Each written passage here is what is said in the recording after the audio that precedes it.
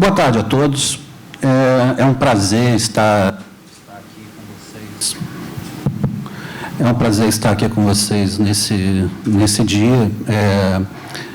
Eu também gostaria de, nessa saudação, falar de como é bom rever, estar com o professor Sérgio Santana, professor com quem convivi muito na primeira metade desses anos 2000, né, Sérgio? E o professor Sérgio é uma dessas pessoas que a gente lamenta não conviver mais como a gente gostaria, né, Sérgio? Então, é sempre um prazer rever você e estar aqui.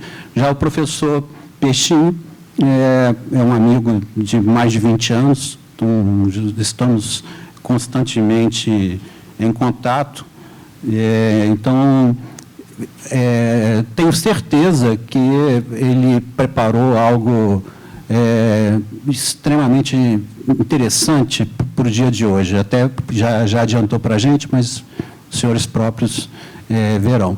E a doutora Rita Cortez, também queria cumprimentar a doutora Rita Cortez, que é uma pessoa que a gente ouve falar o tempo inteiro, vê nas redes sociais, né, vê na atuação junto à defesa dos professores, mas a gente nunca tinha oportunidade de estar frente a frente, então é um prazer conhecer a doutora Rita Cortez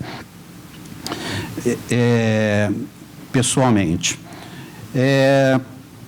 O que nós pretendemos aqui? Bom, primeiro nós estamos em absoluta consonância de que o tema ele é muito importante, o tema ele é fundamental.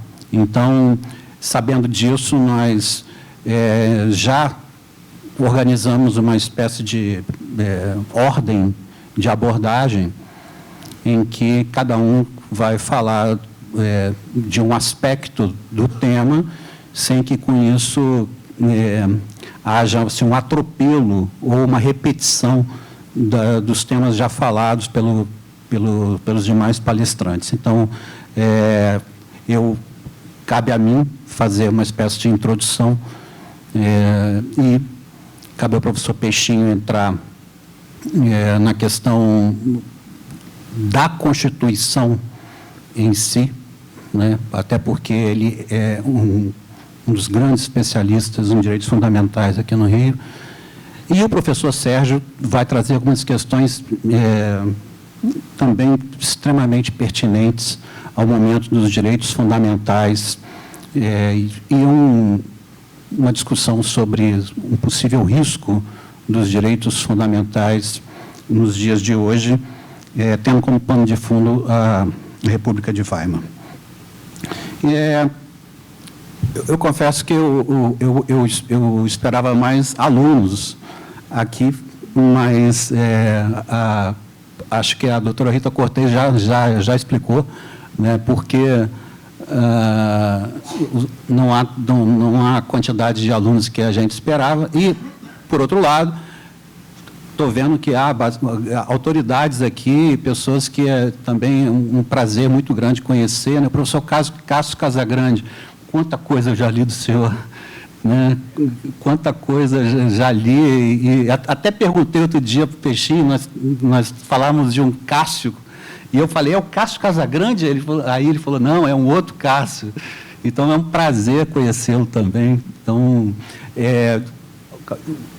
o desembargador, nós comentávamos, então, minha saudação a todos, sejam bem-vindos, espero que vocês tenham horas ou um tempo, uma tarde de aprendizado, de reflexão, né, e que vocês possam aproveitar bastante, né, o dia de hoje.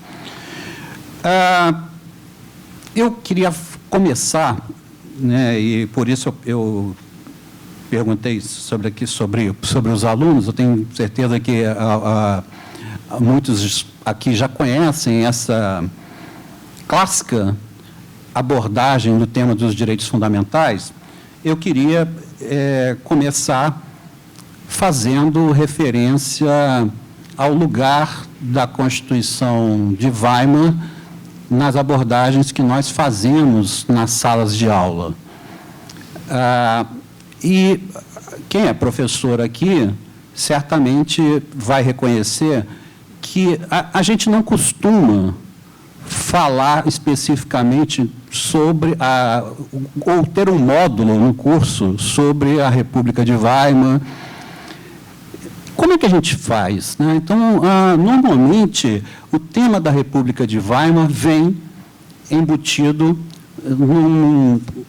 numa abordagem, né, que é muito comum, por exemplo, nos escritos do professor Paulo Bonavides, do seu curso de Direito Constitucional, sobre as chamadas gerações de direitos fundamentais, né? Então, a gente obrigatoriamente fala da Constituição de Weimar quando, normalmente, a gente começa a falar das gerações de direitos. E como é isso? Ora, como os senhores sabem, né, imagino, há uma divisão clássica feita pela doutrina sobre as gerações de direitos, em que se consagrou a divisão tripartite, né, digamos assim, das gerações. Uma primeira geração de defesa das liberdades públicas, né, de defesa contra os arbítrios do Estado, né, um comando de não fazer. Uma segunda geração seria exatamente o aparecimento dos direitos sociais, e uma terceira geração com, digamos, direitos voltados para a sociedade, para a coletividade, como, por exemplo, os direitos de proteção ao meio ambiente e ao patrimônio histórico e cultural. E dentro dessa abordagem, então, a gente usa a ideia de geração, e eu vou pedir, digamos, permissão aos senhores para não entrar naquela discussão se é melhor falar geração ou dimensão. Eu vou usar o termo geração por mera conveniência, mas eu já sabendo que isso tem discordâncias, há pessoas que acham que é necessário falar de dimensão, mas entendam, senhores, que por uma questão de otimização aqui, vou usar a expressão geração. Tá? E nessa segunda geração, aparece, então, o tema das constituições sociais. Então, aparecem as constituições, principalmente, né, os principais, né, a Constituição do México, em 1917, a Constituição de Weimar, em 1919, aparece também a Constituição Soviética, embora não com tanta ênfase nos dias de hoje. Eu tenho visto artigos que reclamam que a Constituição Soviética suprime direitos de primeira geração, como a liberdade, por exemplo. Então, não há, digamos assim, tanta empolgação com relação a esta Constituição como com a Constituição mexicana e, principalmente, com a Constituição de Weimar. Então, é importante que a gente fale, sim, da Constituição mexicana, para depois podermos abordar o tema da Constituição de Weimar e, de quebra, fazermos o seguinte questionamento: por que nós não comemoramos os 100 anos da Constituição do México, de 17? Isso não tem nada a ver com um lapso nosso, não. O fato é que a Constituição do México ela não é tão celebrada assim como a Constituição de Weimar. Isso tem razões, isso tem explicações variadas. Rapidamente, eu vou falar sobre isso. A Constituição mexicana ela tem como base, né, a afirmação dos princípios que nortearam a Revolução Mexicana. Então, ela, de alguma forma, traz para a Constituição escrita algumas das questões que permearam os temas da Revolução e que levaram vários anos, até depois da própria Constituição. A Constituição mexicana, a exemplo da Constituição de Weimar, ela é conhecida como uma Constituição social, mas ela não perde, digamos assim, a dimensão de proteção dos direitos de primeira geração. Então, é uma Constituição interessante, né? Ela, ainda que fique marcada como uma Constituição que garante direitos sociais, sobretudo aos trabalhadores mexicanos, ela também se lembra que há de se preservar as conquistas dos direitos de primeira geração. Então, ela traz uma série de proteções, como a garantia da liberdade de expressão, informação, vedação à censura prévia, liberdade de reunião, de associação, devido processo legal, inviolabilidade de domicílio, acesso à justiça, vedação de prisão por dívida, etc. Eu poderia falar mais sobre isso, mas só a título de ilustração, mostrar que eles se preocuparam em garantir que esses direitos de primeira geração não fossem esquecidos ou suprimidos pelo advento de novos direitos, dessa vez de cunho social. E assim foi feito. Posteriormente, dentro da Constituição, então, aborda-se os chamados direitos de segunda geração. E impressiona pela atualidade, impressiona por ver que alguns desses temas hoje são objetos ainda de discussão e ver que no Brasil talvez alguns desses temas ainda não estejam assegurados. Então, de certa maneira, interessante ver, por exemplo, que o México assegurou a proteção à família, o direito à saúde, à moradia digna, a proteção dos menores, o direito ao trabalho e aos seus benefícios, a função social da propriedade, o direito ao emprego, a jornada de trabalho de 8 horas. Olha só, a jornada de trabalho de 8 horas. O professor Cássio Casagrande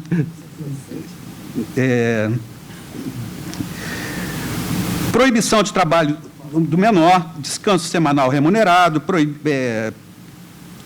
salários iguais, vedação à discriminação por gênero, participação dos trabalhadores nos lucros das empresas, capacitação ao trabalho, formação de sindicatos e, principalmente, né, para encerrar, a título de ilustração, esse rol de direitos, os estudos sobre a Constituição do México mostram que tanto a Constituição do México quanto a de Weimar já antecipam direitos de terceira geração. Então, o que depois viria a ser conhecido como direitos de terceira geração, como direito de proteção ao meio ambiente, ao patrimônio histórico e cultural, já vão aparecer aqui na Constituição mexicana. Então, é uma Constituição extremamente avançada para a sua época. Ela não alcança...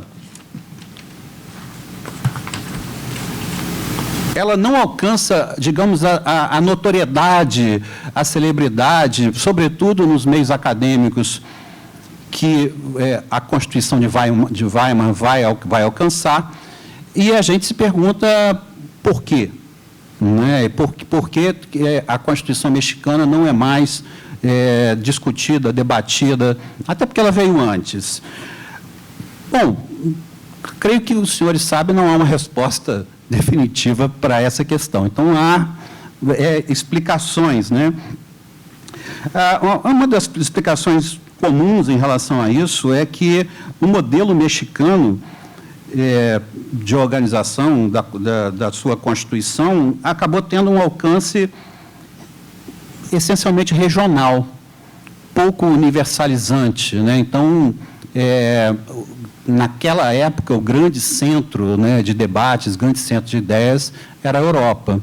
E o México ficava, por assim dizer, sem nenhum demérito ao país, uma espécie de periferia dos debates constitucionais nessa época. Então, o México, ele, de alguma forma, ele se prejudica com relação a essa inferioridade, em relação à centralidade da Europa nos debates jurídicos. Outras questões são levantadas, como, por exemplo, o fato de que as questões, os artigos de proteção ao trabalho já existiam já há algumas décadas em alguns documentos de países europeus. Então, não significava, para alguns países europeus, nenhuma novidade o sistema de proteção ao trabalho que a Constituição do México trazia.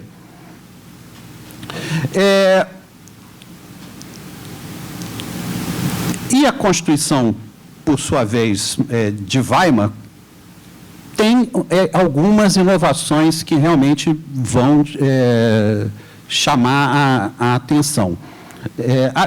Só a título também de ilustração, lembrar que a Constituição de Weimar foi objeto de debate entre juristas célebres, juristas que nós abordamos diuturnamente nas faculdades. Então, isso também ajuda a explicar por que a Constituição de Weimar, digamos, ocupa mais os espaços acadêmicos, os espaços de debate que a Constituição mexicana. Então, por exemplo, Kelsen e Carl Schmitt são alguns dos juristas que debatem a Constituição de Weimar. Isso não é pouca coisa. Então, isso faz com que a Constituição de Weimar alcance uma centralidade que explica, digamos, a inferioridade em termos de abordagem da Constituição mexicana.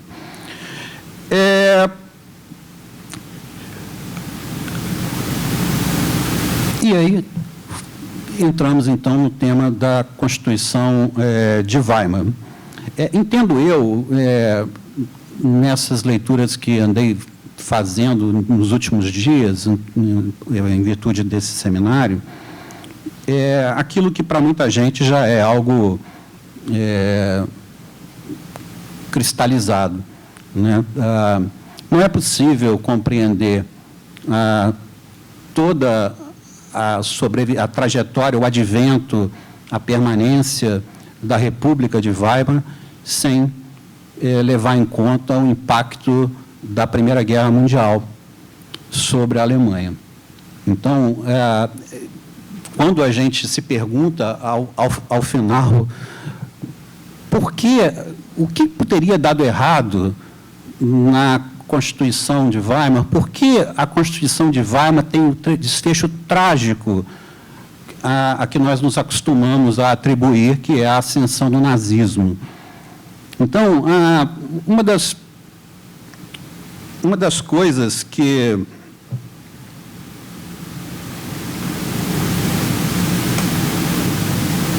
desculpa, estou aqui procurando o meu ponto.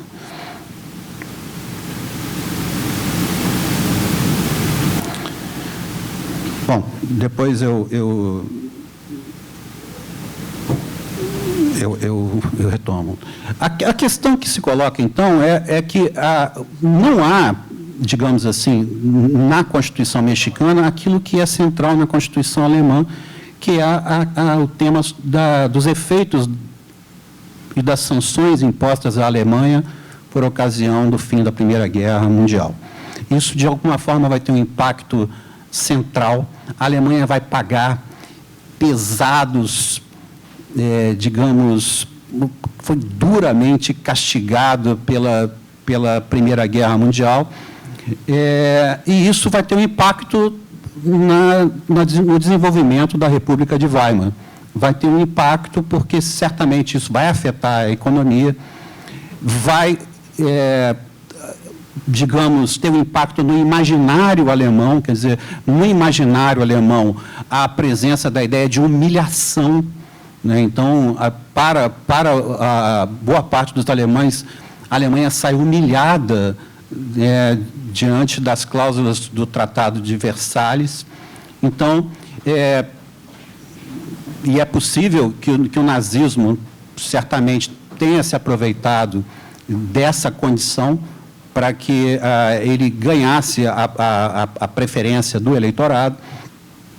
E, claro, vai ter um impacto econômico, né? Então, a Alemanha vai sofrer muito com as perdas decorrentes de pesadas indenizações, perda de territórios, proibição de expansão do seu exército.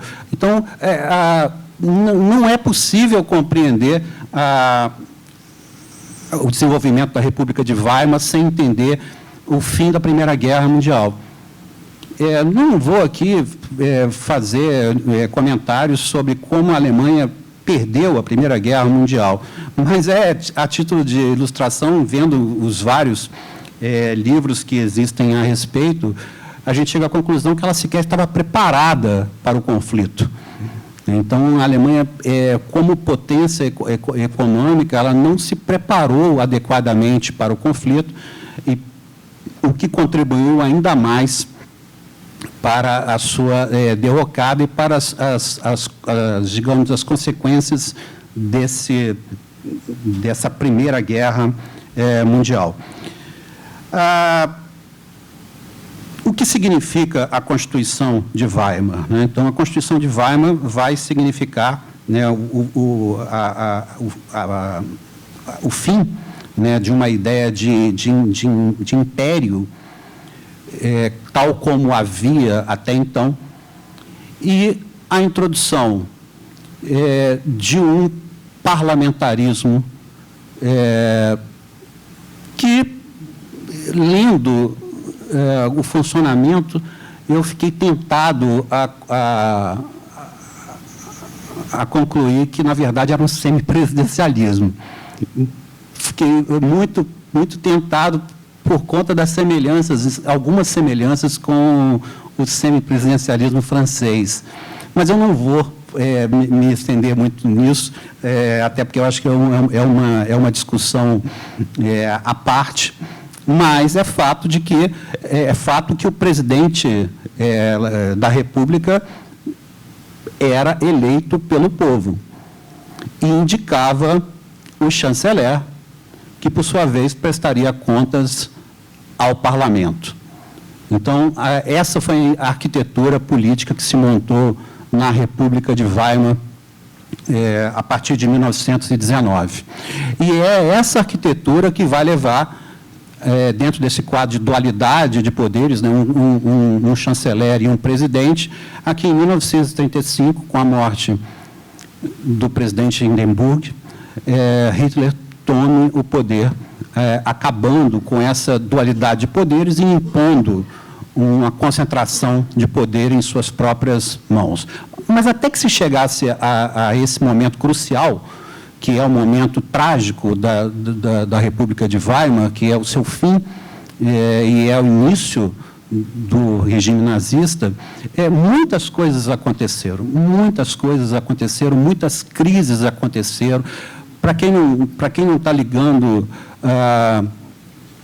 os fatos, convém lembrar que é nessa época que vai acontecer um dos maiores casos de hiperinflação de toda a história da economia ocidental. A Alemanha vai, em 1923, experimentar índices inacreditáveis de inflação. E isso vai ter um impacto também muito grande, até que ela se recuperasse. Muitas dificuldades ocorreram, um empobrecimento generalizado e uma dificuldade até de fazer frente aos novos compromissos assumidos pela Constituição de Weimar com relação aos direitos sociais. Não obstante, né, para usar uma expressão de Pontes de Miranda, a Constituição de Weimar era uma espécie de ato de fé no Estado social. Então, de alguma forma, virava-se uma página do Estado liberal, clássico do século XIX, que tem inúmeras denominações, também não cabe a gente discutir aqui, mas a ênfase agora deixa de ser puramente no indivíduo e passa a ser também a proteção social. E, mais uma vez, insisto, porque passa a ser, porque o fato de nós adentrarmos em direitos de segunda geração não significa que essas constituições tenham esquecido a conquista dos direitos de primeira geração. Então, isso é um fato importante. Não se esqueceu, foram mantidos os direitos de primeira geração. Mas, de fato, direitos novos, direitos sociais foram agregados. Então, houve um reforço na questão da proteção ao trabalho, da democratização da terra, né, da função social da propriedade, da liberdade conferida aos sindicatos, uma organização da vida econômica, entendendo que ela deve responder aos princípios de justiça social, e uma coisa que é digna de registro, né? O professor Pechin, eu não sei se o professor Pechin vai falar nisso, mas não posso deixar de mencionar, é que a Constituição de Weimar, ela traz uma especial ênfase na questão da educação. Isso já levou, inclusive, a que vários autores escrevessem trabalhos só a respeito disso, né, de como a questão da educação foi tratada na Alemanha de Weimar. Há uma organização meticulosa de como se daria o sistema educacional alemão a partir da República de Weimar. Então coisas extremamente interessantes, né, que mostra como os Länders, os municípios, o governo federal se articulariam para prover um sistema educacional eficiente e de qualidade. Houve uma efetiva valorização da atividade dos professores, né? Então, a própria Constituição reforça essa questão, né? Então, atribui-se à educação um peso enorme. Isso não é pouca coisa. A gente está falando de um tema que ainda no Brasil não se consolidou.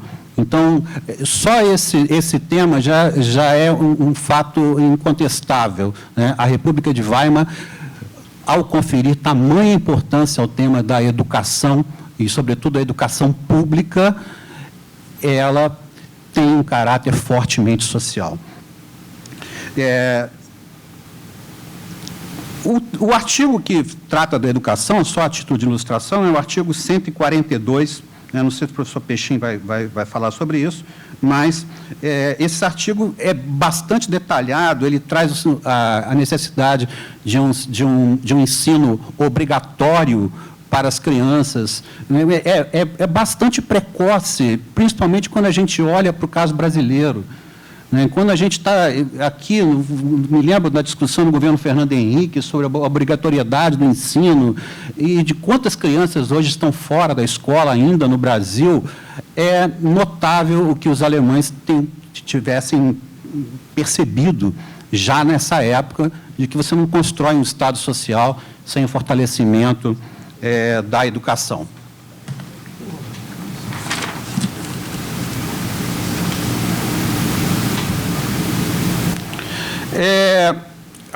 Eu também gostaria de reforçar, né, que a República de Weimar, ela é uma época de intenso florescimento da vida cultural na Alemanha, né? Então, por incrível que pareça, é uma época de bastante tumulto, há uma certa convulsão, né? O ministro Gilmar Mendes, por ocasião do centenário da República de Weimar, chamou atenção para os perigos que o Brasil corria com o seu sistema político, alertando que esse sistema político teria ajudado a levar a República de Weimar ao nazismo. Então, uma das coisas que o ministro Gilmar Mendes fala é, digamos, ao excesso de partidos políticos, digamos, a pouca densidade dos partidos políticos. E é engraçado que isso tenha vindo do ministro Gilmar Mendes, porque, afinal de contas, foi o próprio Supremo que barrou barrou a cláusula, né, de barreira, né, impedindo que você tivesse a proliferação de partidos políticos que nós temos hoje. Nós temos hoje mais de 35 partidos políticos no Brasil e, como vocês sabem, a maioria não significa nada. Então, isso também aconteceu na Alemanha. O sistema político muito esgarçado, uma divisão interna muito grande, o que tornava muito difícil, de certa maneira, e isso vai ficar para os meus colegas, né, a consecução dos objetivos da Carta de Weimar frente à fragilidade dos poderes para a execução dessa tarefa, né, de tirar do papel todos aqueles avanços sociais diante da debilidade do sistema político.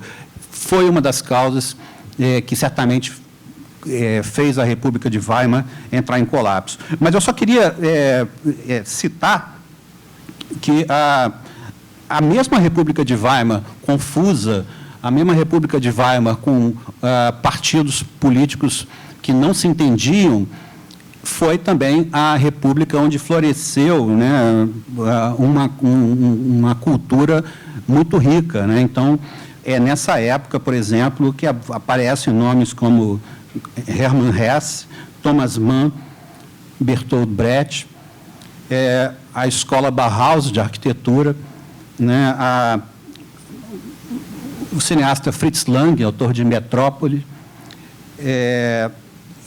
e na filosofia, Heidegger, Jaspers, Walter Benjamin e Wittgenstein. Então, algumas pessoas também mencionaram, algumas pessoas mencionam também a Hannah Arendt, mas confesso a vocês que eu acabei me esquecendo de colocar aqui, e, de fato, eu não sei se procede que a Hannah Arendt tenha surgido nesse momento histórico. Bom,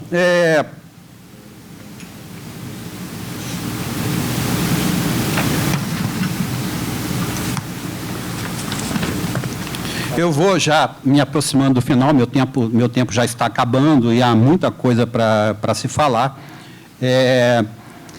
Eu espero ainda ter tempo de, talvez, depois dos meus colegas, de falar sobre essa crise dos paradigmas, ou o que podemos aprender com a República de Weimar. Corremos algum risco com relação digamos, ao advento de um regime do tipo fascista, do tipo nazista no Brasil? Estou fazendo essa pergunta já supondo que alguns certamente devem estar pensando que a gente já está vivendo o início disso. Mas essa é uma pergunta que demanda uma reflexão mais aprofundada. A República de Weimar tem algumas coisas em comum com a nossa realidade, algumas coisas estão acontecendo que nos lembram a República de Weimar, mas eu e Sérgio estávamos comentando até sobre isso antes da palestra, mas precisamos discutir se isso pode nos levar a um sistema de corte fascista, ou se as condições da nossa sociedade, inclusive econômicas e sociais, são diferentes, o que nos salvaria de um sistema fascista. Então, eu vou encerrando por aqui, já acabou meu tempo, e está na hora. Obrigado, professor. Mas, não, obrigado, Peixinho. Eu estou ansioso para ver a exposição do professor Peixinho, porque ele ontem, inclusive, deixou de ver o jogo do Vasco para ficar fazendo slides em casa. Então, deve ter ficado muito bom, porque para ele deixar de ver o jogo do Vasco é porque ele se dedicou muito. Então, eu paro por aqui e esperando que a gente tenha um tempinho para falar sobre as questões que nos afligem no dia de hoje. Tá? Muito obrigado. Obrigada, professor Ricardo.